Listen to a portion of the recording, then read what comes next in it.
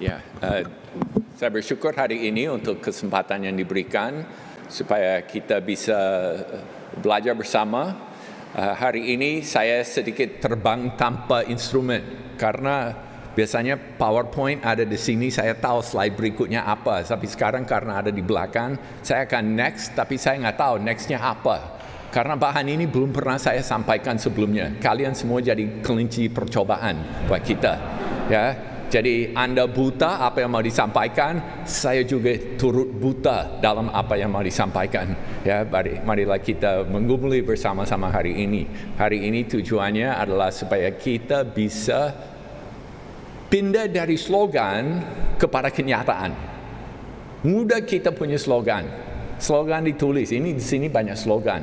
Slogannya ayat Alkitab. Sebenarnya itu slogan, satu hal yang menyimpulkan apa yang kita harus lakukan. Tapi bagaimana menerjemahkan slogan kepada satu skill sehingga bisa dilakukan.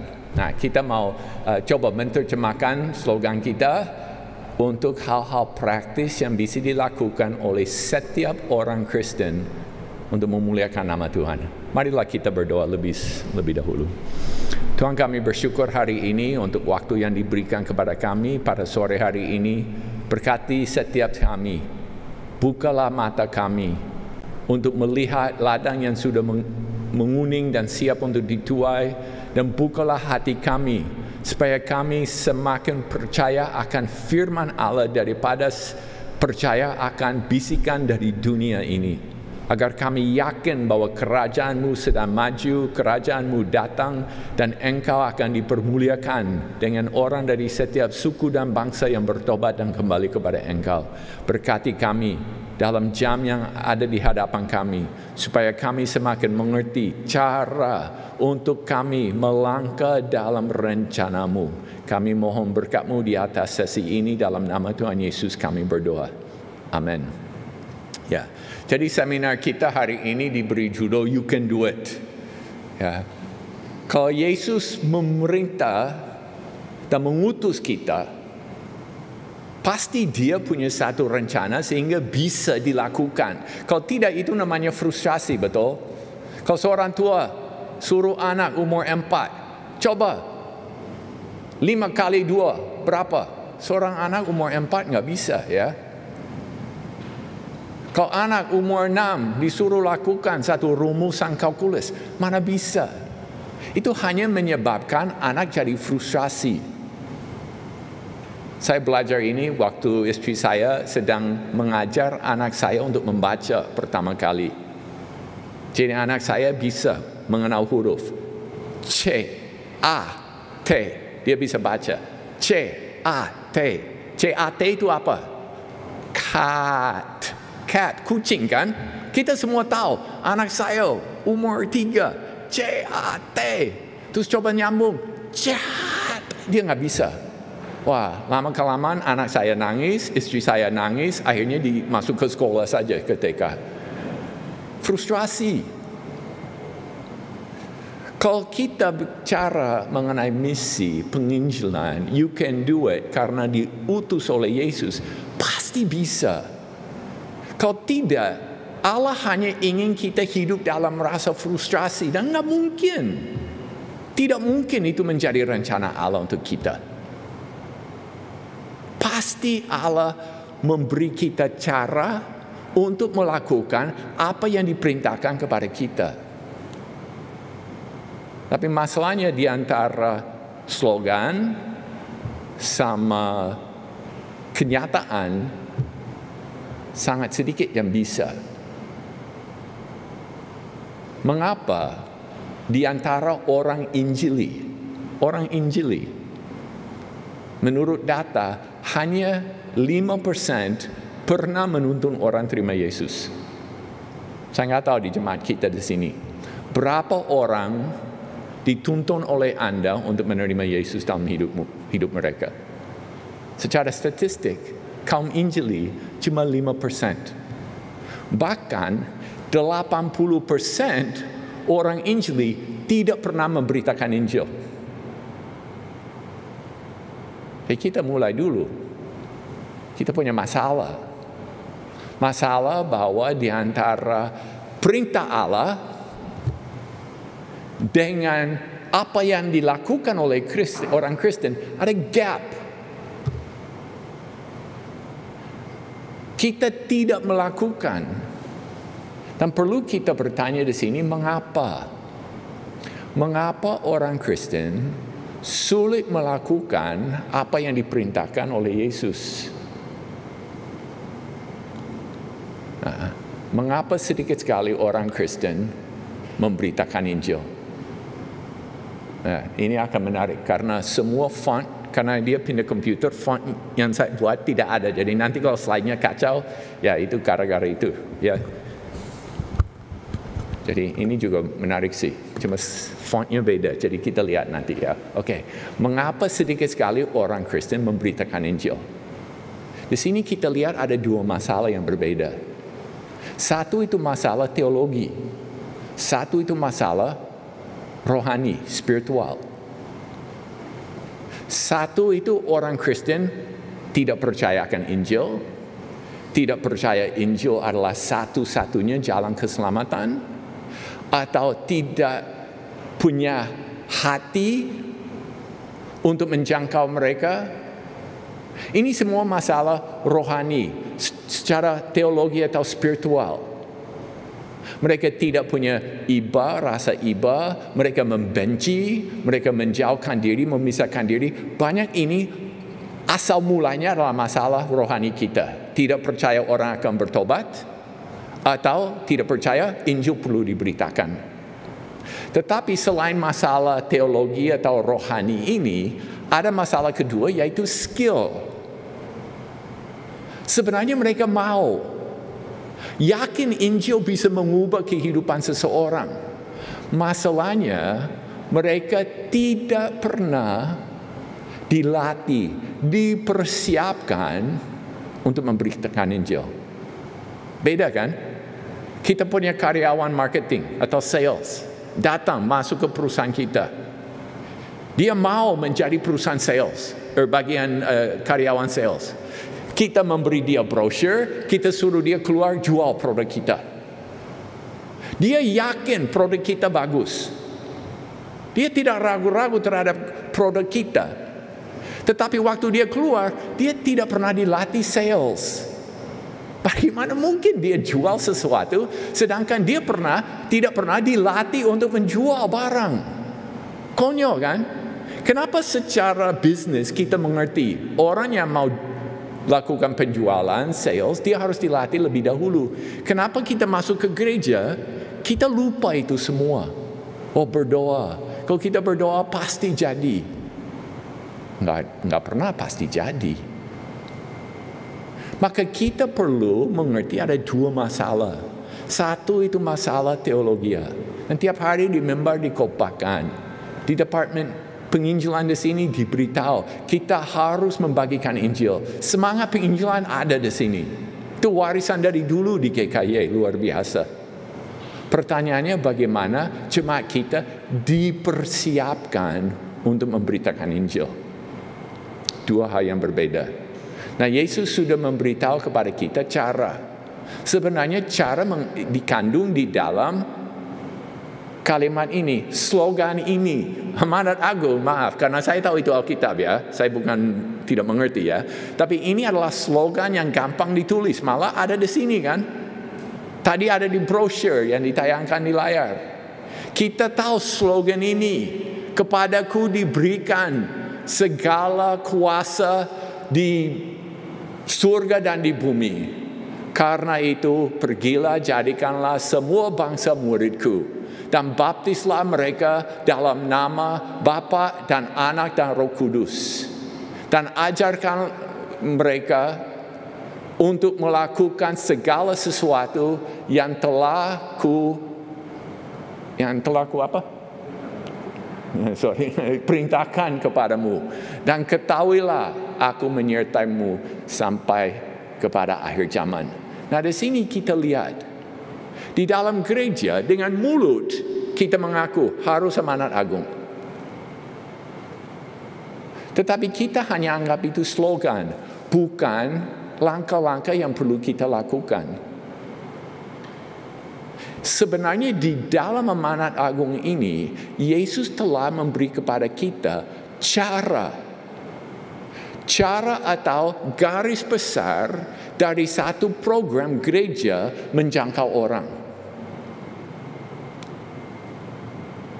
Tujuannya jadikanlah semua bangsa muridku. Itu tujuan. Itu goal utama. Dia sudah memberi segala kuasa. Dia berkata, aku menyertaimu. Jadi ada kehadiran Yesus yang menyertai, mendampingi kita. Tetapi di situ ada 3 aktivitas yang harus kita lakukan. Yang pertama, pergi. Itu perlu ada satu unsur kesengajaan. Kalau saya tanya di bisnismu, mau buka cabang di mana? Oh, kita tahu, saya mau buka cabang di sini. Saya punya satu perencanaan bisnis yang jelas. Kalau datang ke rapat majelis gereja, mau buka persekutuan di mana? Mau buka Christ Cell di mana? Mau buka lagi penjangkauan kepada remaja di mana? Kita semua terserah Tuhan, biar Tuhan pimpin. Asal jadi. Saya tidak mengerti. Yesus berkata, pergilah. Ada semacam atau ada satu unsur kesengajaan. Kita harus pergi ke satu tujuan yang jelas dengan satu maksud yang jelas di situ. Pergilah. Baptislah mereka. Berarti ada satu aktivitas. Waktu saya pergi, saya harus memberitakan Injil. Bukan cuma asal hadir, buka klinik, membagikan sembako, merasa puji Tuhan saya sudah jalankan kehendak Allah. Tidak. Setiap kali kita baca di dalam Alkitab, Yesus memberitakan Injil, memberitakan dan mengajar tentang kerajaan Allah dan menyembuhkan orang. Selalu perbuatan baik disertai oleh pengabaran Injil. Dua-duanya harus jalan serentak karena tujuan kita adalah membaptis mereka di dalam nama Bapa, Anak dan Roh Kudus sehingga mereka ikut sama Kristus menjadi murid. Berarti kita harus punya satu program yang jelas. Saya mau pergi kemana? Di situ aktivitas saya apa sehingga Injil diberitakan. Dan ajarlah mereka untuk melakukan. Itu sebenarnya menarik. Karena di gereja kita mengajar. Tapi orang bisa lakukan apa? Menarik ya? Ini bukan mengajar supaya mereka mengetahui. Mengajar agar mereka bisa melakukan. Itu berarti saya lakukan training. Saya pergi ke satu tempat, saya beritakan Injil di situ, saya melatih mereka supaya sekarang mereka bisa pergi ke tempat lain.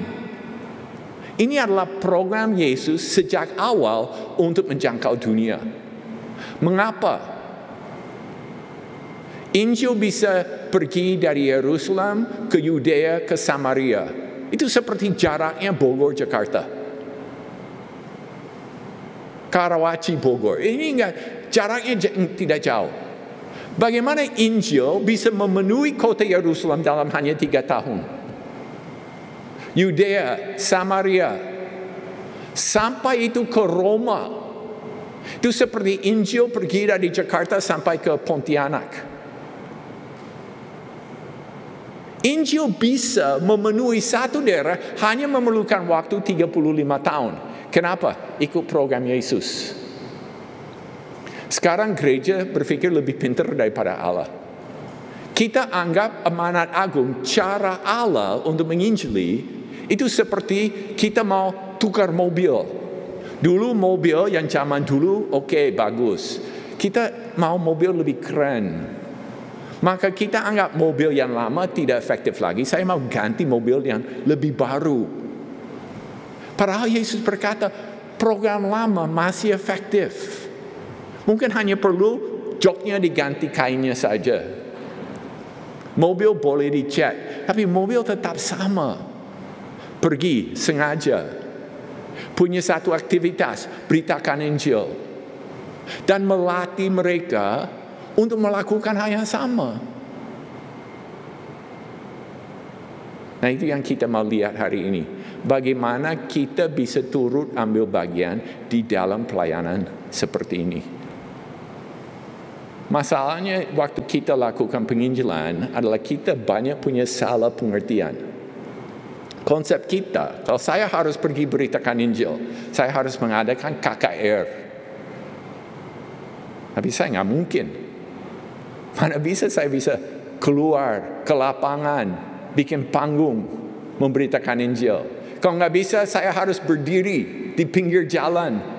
Dan saya harus ceritakan Injil kepada orang di pinggir jalan. Kita banyak punya gambaran bahwa penginjilan adalah penginjilan massa, atau boleh saya katakan penginjilan agak miring atau gila. Ya, kalau Anda lewat orang sebagai orang Kristen, kita lewat di tengah jalan, ada orang di sudut jalan. Ayo bertobatlah.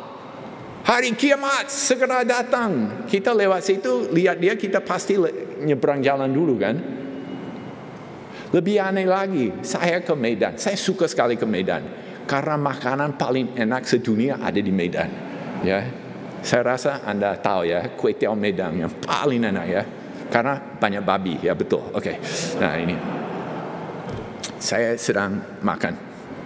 Sambil saya makan, pintu ruko buka ke jalan. Ada seorang pemuda datang, berdiri di pintu ruko, tidak masuk ke restoran, berdiri di pintu ruko, terus dia nyanyi satu himne dari Kidung Pujian. Setelah dia nyanyi selama 2 menit, tinggal pergi.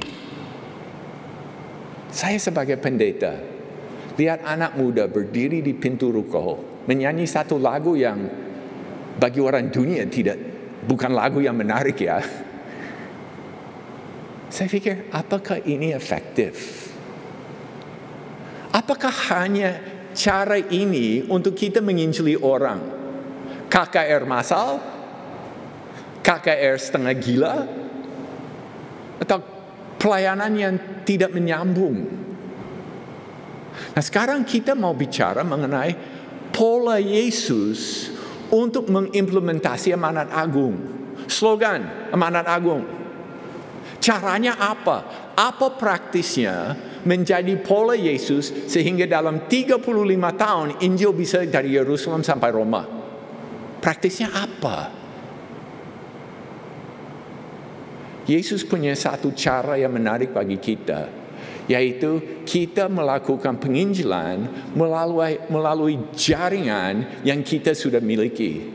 Maaf, saya tidak bisa baca di layar di belakang. Saya bukan Superman dengan ini penglihatan yang hebat. Jadi saya akan membaca di sini. Ya, tolong ditayangkan ya. Strategi Yesus untuk menginjili 3M, bukan mencuci tangan, menjaga jarak, memakai masker ya. Ya, 3M buat kita. Yang pertama, mengutus kembali ke lingkungan kita sehari-hari. Setelah kita lahir baru, Yesus punya satu strategi yang menarik. Bukan mengutus kita pergi ke negara yang lain. Di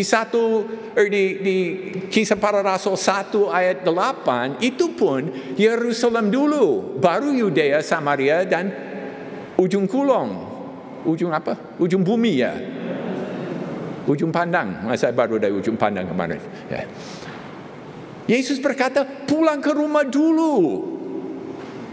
Kenapa kita membuat penginjilan sesuatu yang seperti terlalu berat untuk dilakukan untuk orang yang baru percaya atau orang yang belum punya pengalaman jam terbang? Cara Yesus pertama, dia mengutus kembali ke lingkungan, ke rumah, ke tempat kerja. Coba kita baca dari ayat-ayat seperti ini. Perempuan Samaria, dia baru bertemu Yesus, baru. Hanya bicara berapa lama. Dia bukan ikut kelas sekolah malam untuk Alkitab. Dia tidak ditabiskan. Dia tidak magang dulu di gereja selama 1 tahun. Yesus hanya berkata, pergi ke kotamu. Langsung dia masuk ke kota. Apa yang diceritakan? Aku bertemu dia. Mesias sudah datang. Marilah datang lihat sendiri. Dia sedang menunggu di luar pintu. Atau orang yang telah dirasuk oleh iblis, legion, ribuan iblis, roh jahat di dalam dia. Sehingga orang gerasa ini mau pulang ikut sama Yesus. Baru dia dimerdekakan, dibebaskan dari pengaruh roh jahat. Dia mau ikut terus sama Yesus. Yesus berkata apa? Pergilah pulang ke rumah kepada orang-orang sekampungmu dan beritahukan kepada mereka segala sesuatu yang telah diperbuat oleh Tuhan atasmu dan bagaimana ia telah mengasihi engkau. Nah, ini saya ceritakan sesuatu kepada saudara. Ini adalah orang pertama yang diutus oleh Yesus untuk memberitakan Injil. Bayangkan, murid Yesus, ikut Yesus belum sampai titik ini diutus memberitakan Injil. Orang pertama diutus sebagai pemberita Injil adalah orang gerasa ini. Dia cuma kenal Yesus berapa jam. Nggak lama kan? Tetapi itu cukup untuk dia pulang ke rumah, menjalin orang di sana. Yang pertama, mengutus kembali ke lingkungan kita. Langkah Yesus yang kedua adalah mengumpulkan keluarga dan kerabat. Setelah orang bertemu dengan Yesus, dia pulang ke rumah dan kita lihat Matius, pemungut cukai, langsung dia mengumpulkan teman-temannya. Temannya siapa? Para penjahat kota, pemungut cukai yang lain. Dan akhirnya orang-orang berdosa ini dikumpulkan untuk dengar berita Injil. Atau Zakheus, sekali lagi seorang pemungut cukai, baru dipanggil ikut sama Yesus. Yesus berkata, hari ini saya makan di rumahmu. Langsung dia mengumpulkan teman-temannya. Cornelius, di Kisah Para Rasul pasal 10. Dia mengundang Petrus datang ke rumahnya. Dan waktu Cornelius mengundang mereka datang ke rumah, di situ banyak orang berkumpul. Langkah kedua, kita beriman, pulang ke lingkungan. Setelah itu kita mengumpulkan orang-orang yang kita sudah kenal. Bukan orang yang kita tidak kenal. Penginjilan tidak harus sesuatu menjadi tugas yang terlalu berat sehingga orang lain tidak bisa. Langkah ketiga di sini adalah menjaring seisi rumah. Misalnya di Yohanes pasal 4, pegawai istana percaya dan seluruh keluarganya. Atau di Kisah Para Rasul pasal 16, Lydia dibaptis dengan seluruh keluarganya. Setelah Paulus di dalam penjara di situ, kepala penjara Filipi, tengah malam dibaptis dengan seisi rumahnya. Gampang kan? Maksud dan tujuan Yesus adalah setiap orang percaya pergi, ceritakan Injil, dan latih mereka untuk lakukan yang sama. Waktu pergi kemana? Ke rumah. Waktu menceritakan Injil, kepada siapa? Bukan kepada orang yang kita nggak kenal. Kita udah kenal mereka. Cukup kita hanya membuka mulut. Hanya kita berani melangkah supaya akhirnya Injil bisa diberitakan kepada mereka. Dengan cara apa? Mengumpulkan bersama. Supaya seluruh keluarga, seluruh isi rumah bisa beriman kepada Kristus. You can do it. Beda kan? Kita tidak utus Anda untuk jadi pemimpin KKR di lapangan.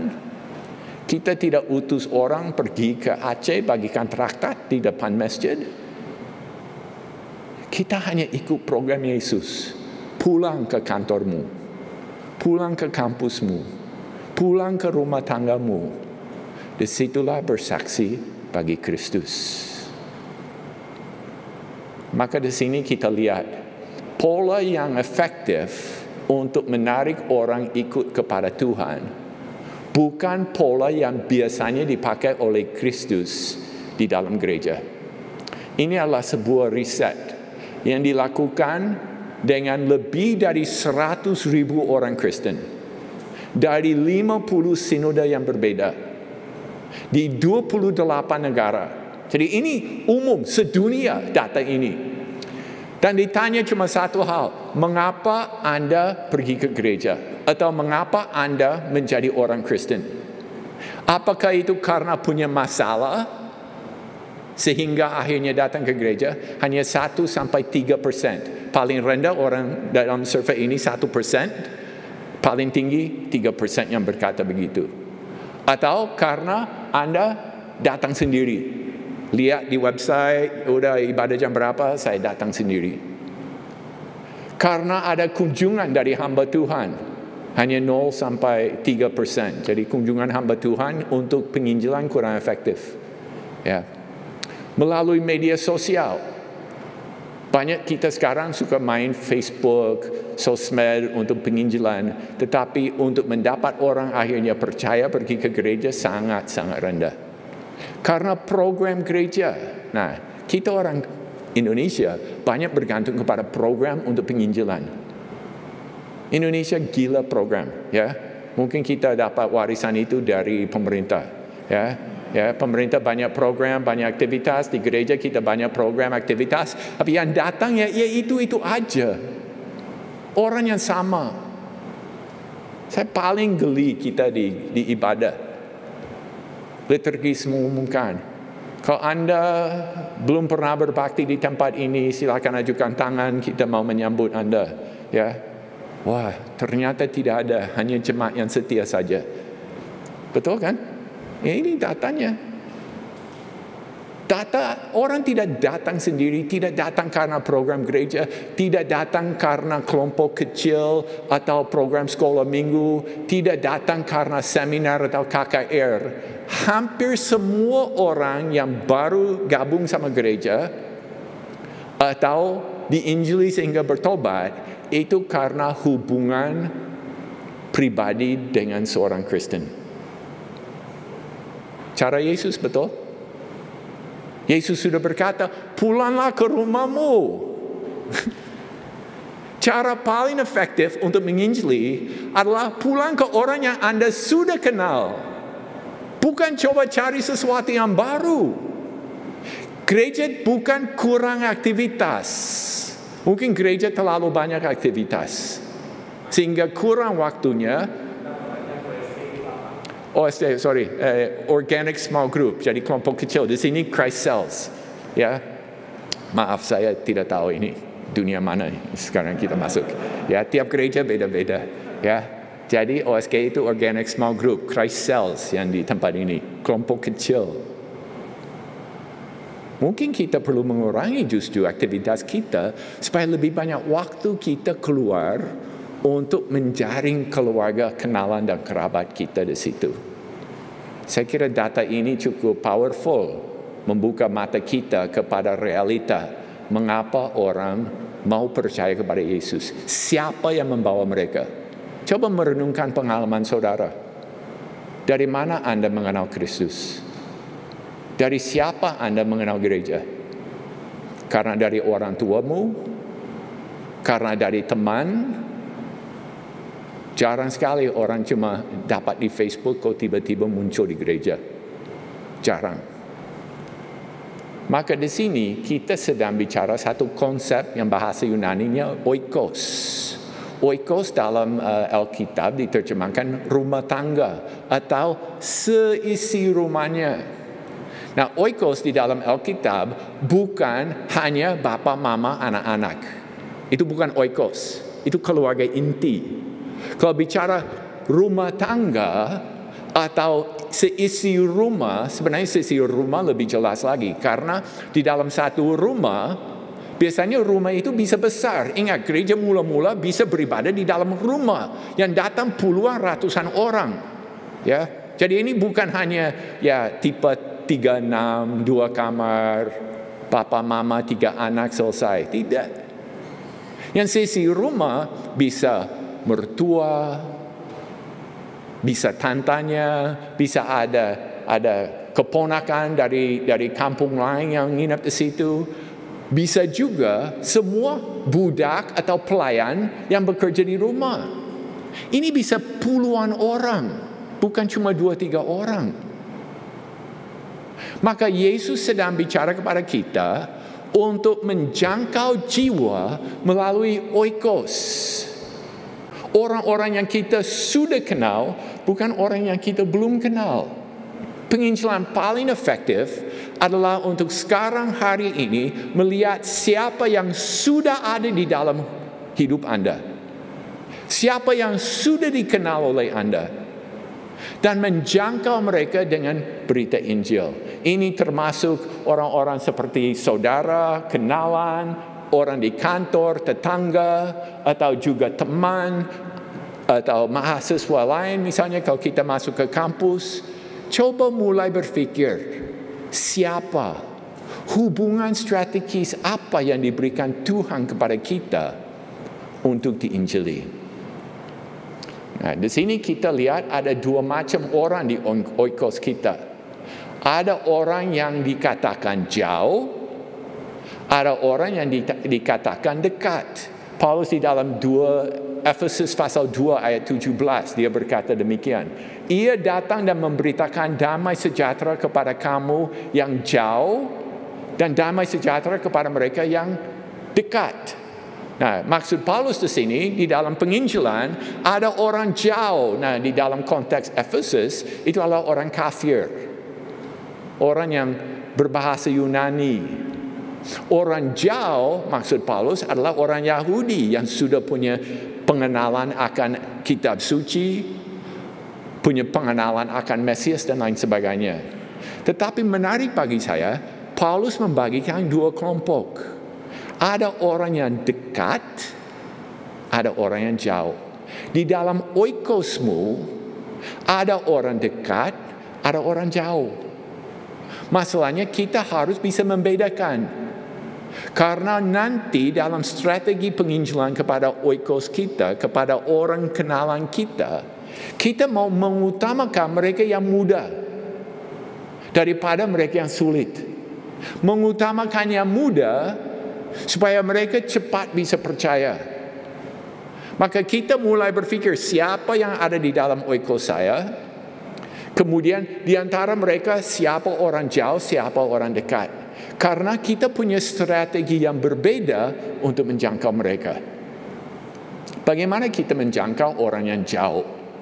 Orang yang jauh tidak mengetahui banyak tentang Kristus. Dia mungkin belum pernah diinjili, atau kalau dia diinjili dia tidak tertarik, atau kalau dia dengar dan tidak tertarik malah dia bisa bereaksi dengan benci. Kalau kita ajak dia membaca Alkitab, dia berpikir, apain baca Alkitab? Apa gunanya? Itu tulisan dari 2000 tahun yang lalu.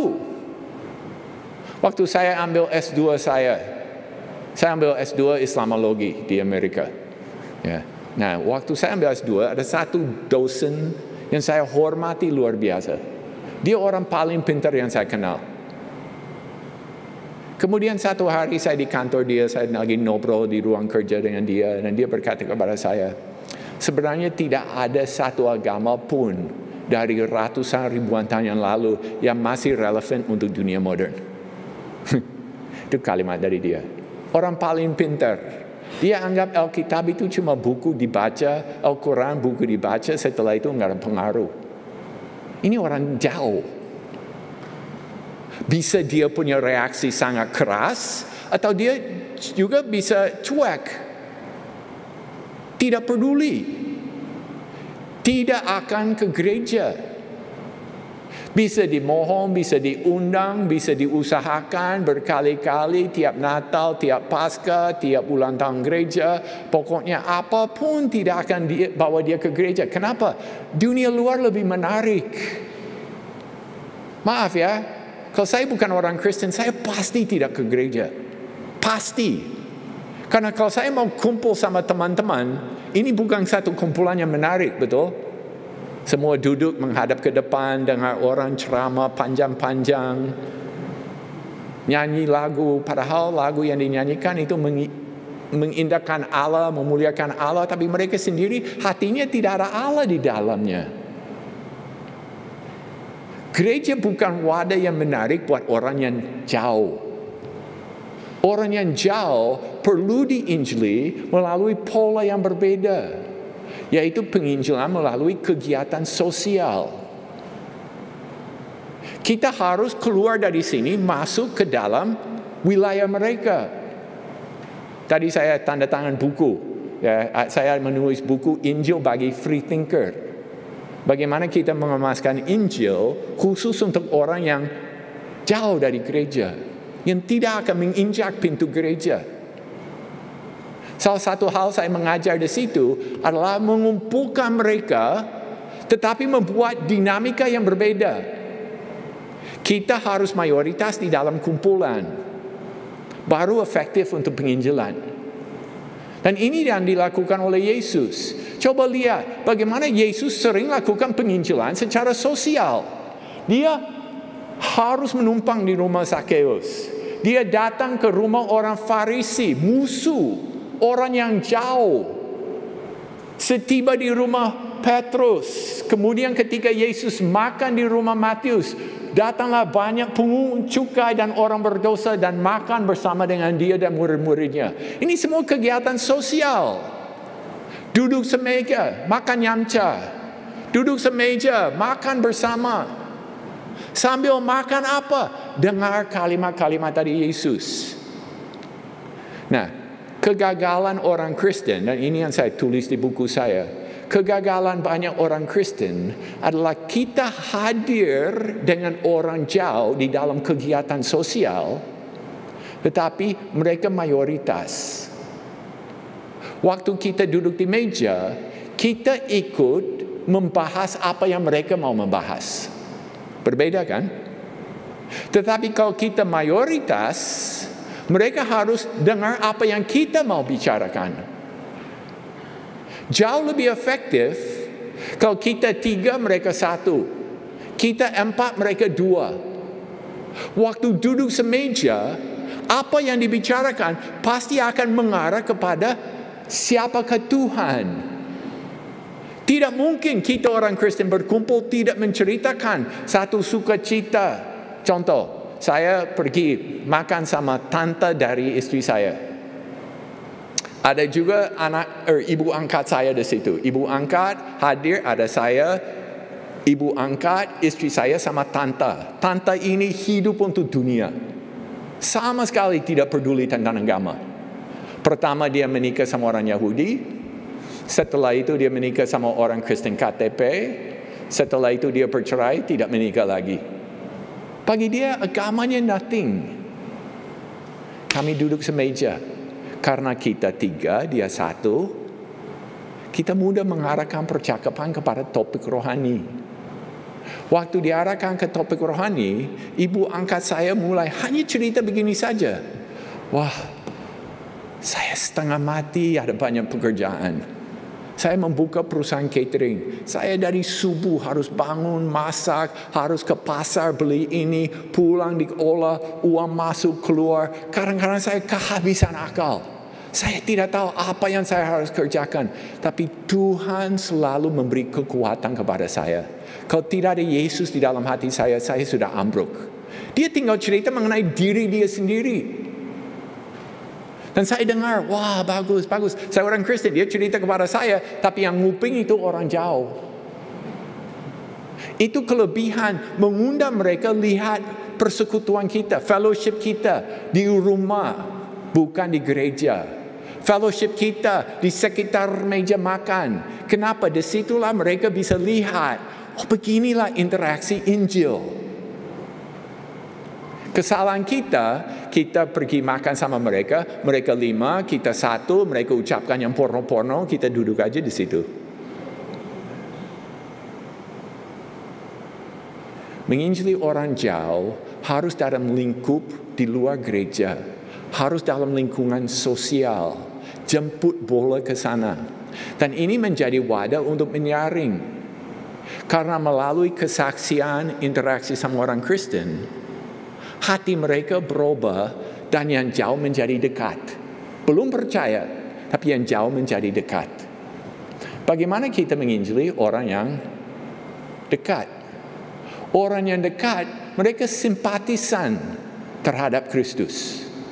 Mungkin mereka ke sekolah IPK, mungkin mereka pernah dibesarkan di rumah orang Kristen, mungkin mereka punya tetangga orang Kristen yang banyak berbuat baik bagi mereka. Saya pernah menginjili seorang supir taksi di Jakarta. Dia orang Makassar. Terus dia cerita, wah, mobil ini berkat besar bagi saya karena dimodalin oleh bapak angkat saya, yaitu seorang Kristen. Jadi dia terbuka sekali. Waktu saya menginjili dia, hati dia terbuka untuk menerima Kristus. Kenapa? Karena perbuatan baik yang dia alami sebelumnya dari orang Kristen, sehingga dia menjadi simpatisan. Belum pernah diinjili, tetapi tidak punya reaksi negatif. Malah dia punya kesan positif terhadap Kristus. Ya, dia juga bisa mengerti sedikit tentang Alkitab. 2 hari yang lalu saya menginjili seorang Buddha di Makassar. Anak muda ini usia 28 tahun. Saya mulai cerita tentang Adam dan Hawa. Nah, orang Buddha tidak tahu tentang Adam dan Hawa, betul? Tapi saya cerita Adam dan Hawa sama dia, dan dia berkata, kalau saya tidak salah, waktu saya membaca cerita itu, juga ada begini. Oh, berarti dia membaca. Kenapa Allah tidak beritahu bahwa ada iblis, Adam dan Hawa harus hati-hati? Itu pertanyaan dia. Saya pikir pertanyaan itu menarik. Jauh lebih menarik pertanyaan dia daripada pertanyaan dari jemaat. Berarti dia seorang Buddha yang sudah mengenal Alkitab. Bahkan dia sudah membaca sebagian dari Alkitab. Inilah orang yang dekat. Terbuka untuk kegiatan rohani. Tidak alergi kalau diundang untuk kegiatan rohani. Sehingga penginjilan yang kita lakukan adalah apa? Mengundang dia, menginjili dia melalui kelompok pemahaman Alkitab. Melalui Christ Cell. Kita undang dia masuk di dalam kelompok, belajar bersama dari Alkitab. Dan disitulah hidup dia bisa dirubah. Ini sebagai satu contoh. Ya, saya tidak akan baca semua. Silakan difoto atau di screenshot. Di sini kita lihat sebelah kiri ada 7 kali pelajaran Alkitab. Ini semacam PA penginjilan untuk orang free thinker. Ya, orang yang dekat tetapi tidak akan masuk gereja. Mulai dari kebutuhan yang dirasakan. Bahwa seorang perempuan yang berdosa tidak ditolak oleh Yesus, malah diterima oleh Yesus. Atau orang Farisi sama pemungut cukai. Disitulah kelihatan perbuatan melalui dan dibandingkan dengan keselamatan melalui anugerah. Kemudian kita lihat orang kaya sukar masuk surga. Yesus dimuliakan di atas gunung. Yesus disalibkan, kebangkitan Yesus. Perumpamaan tentang pengampunan. Nah, untuk semua pelajaran ini, setiap PA hanya pakai 4 pertanyaan saja. Semua sama. Baca perikopnya. Pertanyaan yang pertama, apa yang kita pelajari tentang Allah dari cerita ini? Apa yang Anda lihat dari Allah? Wah, Allah itu murah hati. Atau Yesus yang diurapi oleh orang berdosa. Allah itu tidak mengusir orang berdosa. Nah, ini banyak hal. Biar dari mereka sendiri yang menjawab. Semua satu-satu menjawab. Kemudian apa yang paling menarik dalam cerita tersebut? Atau apa yang kita belajar tentang manusia di sini? Ketiga, mengapa cerita tersebut masih berguna atau relevan? Ini semua mengarah kepada Injil. Masih relevan karena saya orang berdosa yang perlu pengampunan dari Yesus. Nah, itu relevansinya dari cerita. Dan pertanyaan yang keempat, apa yang harus kita lakukan untuk mentaati cerita ini? Ujung-ujungnya, saya harus percaya kepada Yesus. Kalau orang yang dekat, kumpul selama 7 kali dengan kita, belajar Alkitab, pasti banyak di antara mereka akan percaya. Dan tidak sulit. Saya memandang orang di sini dan saya yakin semua orang di sini bisa. dengan keluarga besarmu, dengan teman di kampus, berkumpul bersama selama setengah jam, 1 jam, kita membahas satu cerita. Akhirnya saya yakin melalui diskusi banyak bisa percaya. Saya tidak harus pandai berkhotbah, saya tidak harus punya keberanian yang luar biasa melawan masa. Saya hanya perlu cerita kepada orang yang saya sudah kenal.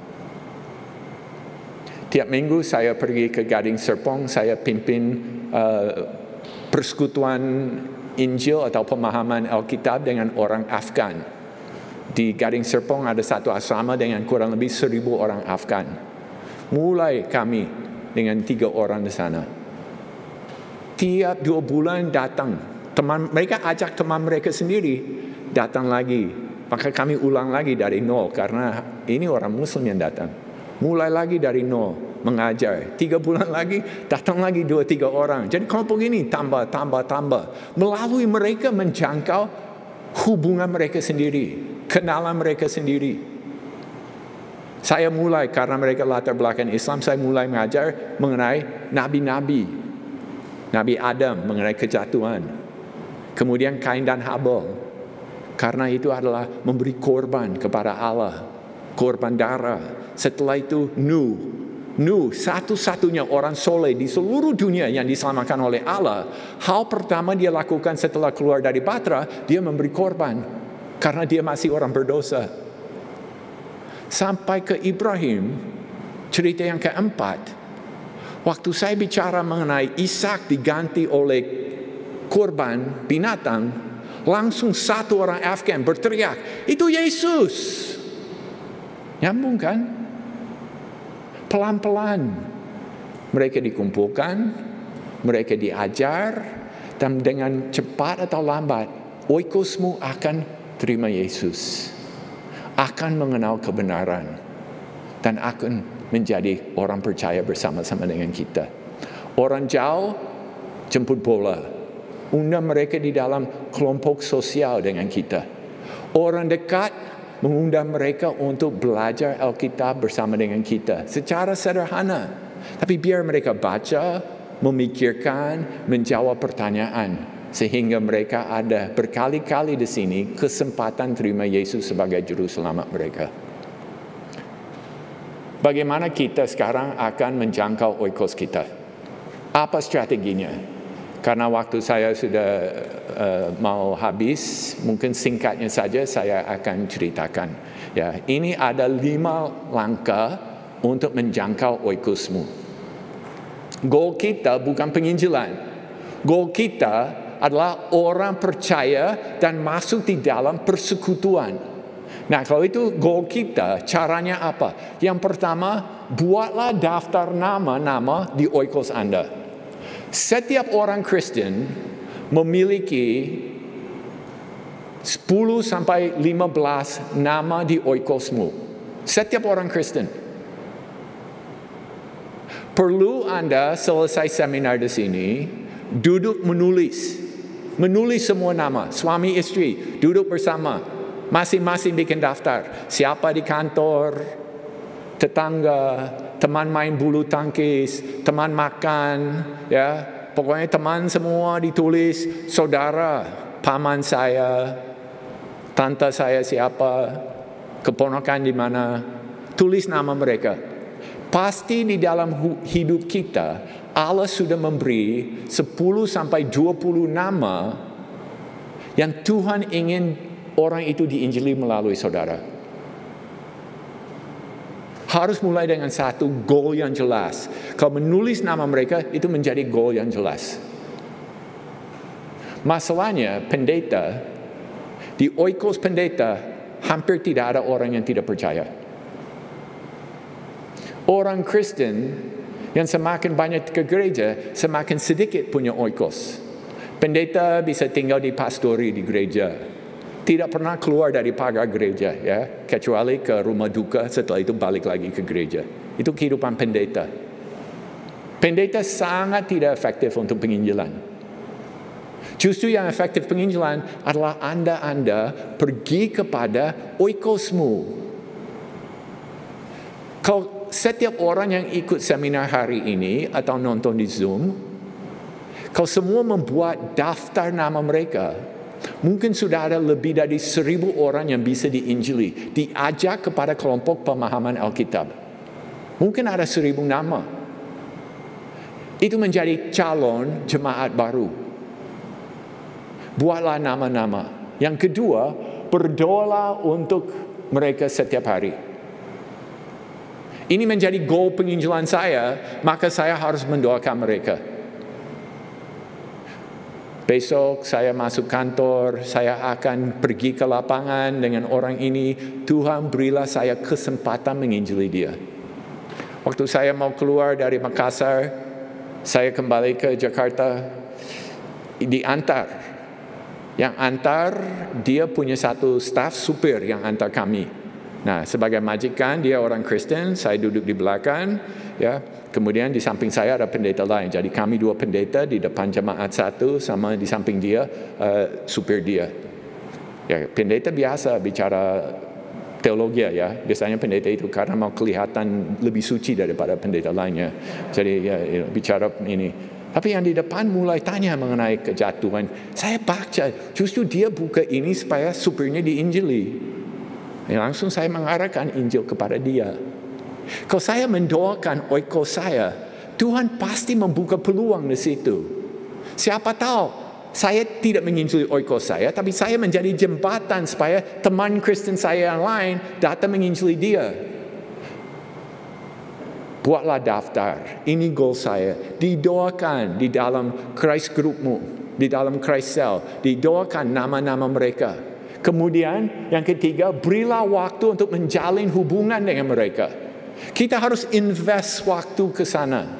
Pergi makan, main bulu tangkis, ya, main catur dengan dia. Cuma jangan mainnya lama sehingga tidak ada waktu penginjilan ya.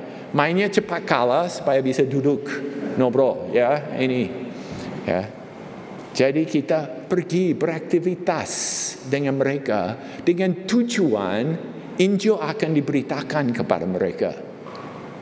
Ya. Yang keempat, kita bagikan kesaksian pribadi kita. Ceritakan apa yang saya baca tadi pagi di firman Tuhan. Wah, saya dalam stres tapi saya baca ini, ayat ini yang menjadi kekuatan bagi saya. Dan kemarin saya pulang dari sekolah, dia dibully di sekolah. Tapi apa yang saya lakukan begini terhadap dia. Saya bisa bagikan bagaimana Yesus menjadi real di dalam hidup saya setiap hari. Bukan Allah yang menjadi konsep seperti di Buddha. Atau Allah yang jauh seperti di agama lain. Supaya mereka lihat kok Allah menyertai saya. Dan yang kelima, binalah mereka melalui kelompok pemahaman Alkitab. Ajarkan kepada mereka. Bimbing mereka. Menuntun mereka. Supaya iman bisa bertumbuh di dalam hati mereka. You can do it. Sebenarnya ini tidak susah. Pendeta tidak menyuruh keluar di tengah jalan. Tidak suruh sekolah bertahun-tahun. Bahkan lebih efektif adalah orang-orang yang baru masuk gereja. Karena seluruh oikos mereka masih orang yang belum mengenal Kristus. Pasti kita semua.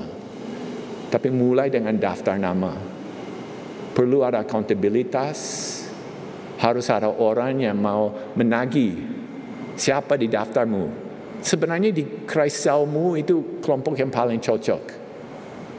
Pemimpin bisa minta semua dikumpulkan, bisa didoakan tiap pertemuan, kemudian tiap pertemuan bisa ada kesaksian. Siapa dari daftarmu hari ini diinjili? Coba diceritakan dalam 1 minggu ini. Oke, Pak Hendrik, minggu depan siapa mau diinjili? Coba pilih satu nama. Kita doakan nama itu. Minggu depan Pak Hendrik harus bersaksi.